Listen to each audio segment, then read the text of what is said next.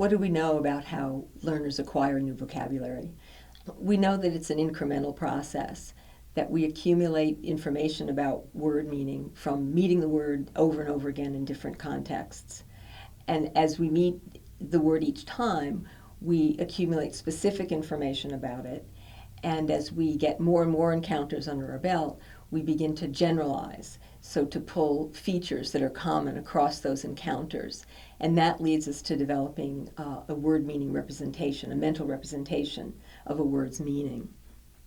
So for example, if you saw the sentence, Nora got smaller and smaller and finally vanished, and that was the first time you'd run into the word vanished, you'd have a pretty good idea that you didn't see her anymore, she was gone.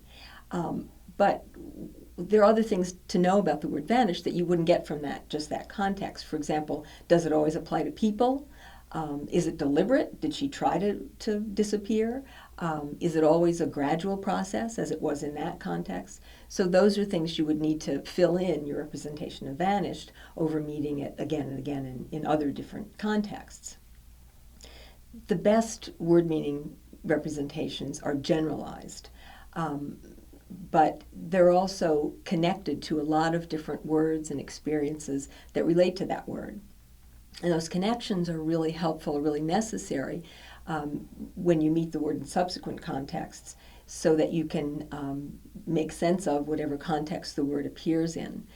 So that those connections help you make connections to other words that are and ideas that are in that context, and integrate that word into the context so you can figure it out and understand it.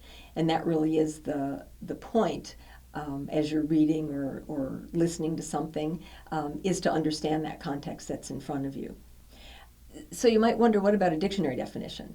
Isn't all the information you need about a word meaning right there in one place? Well, not exactly.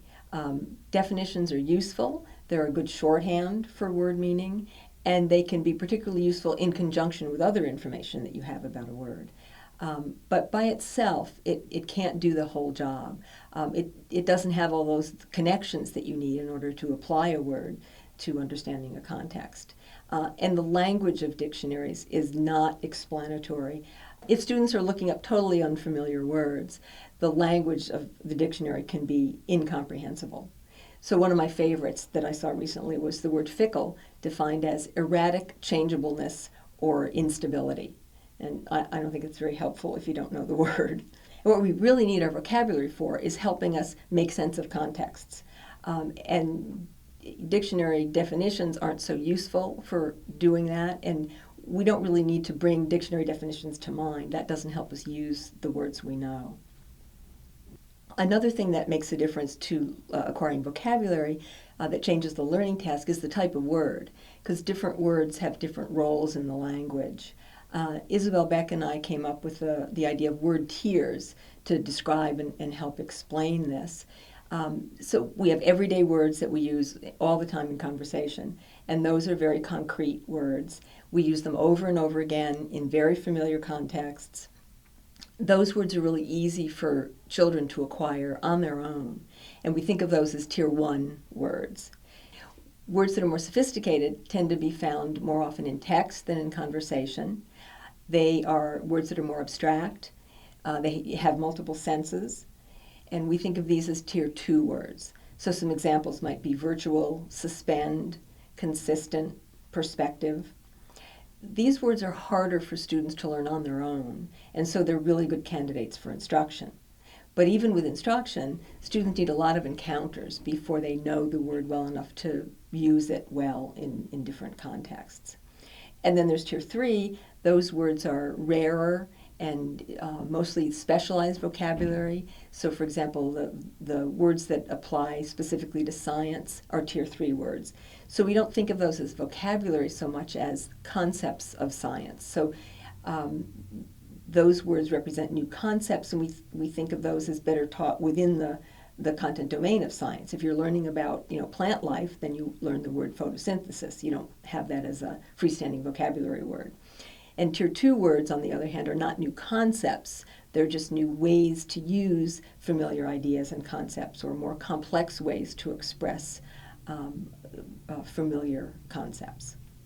So encounters with words are really the key. You can't learn a word if you're not exposed to it. So what you need are meaningful encounters so that you can get information about a word meaning, and plentiful amount of encounters over time to be able to learn words. So I'd say the overall message about vocabulary is be patient with your students, because learning vocabulary is incremental.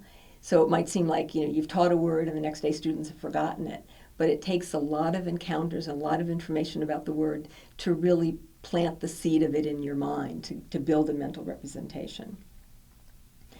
And be discriminating as far as choosing which words to give attention to in the classroom, because there are way too many words in the language for them all to be taught directly. But on the other hand, they don't all need direct attention. There are lots of words that are very easy, very concrete, that students are going to learn easily on their own.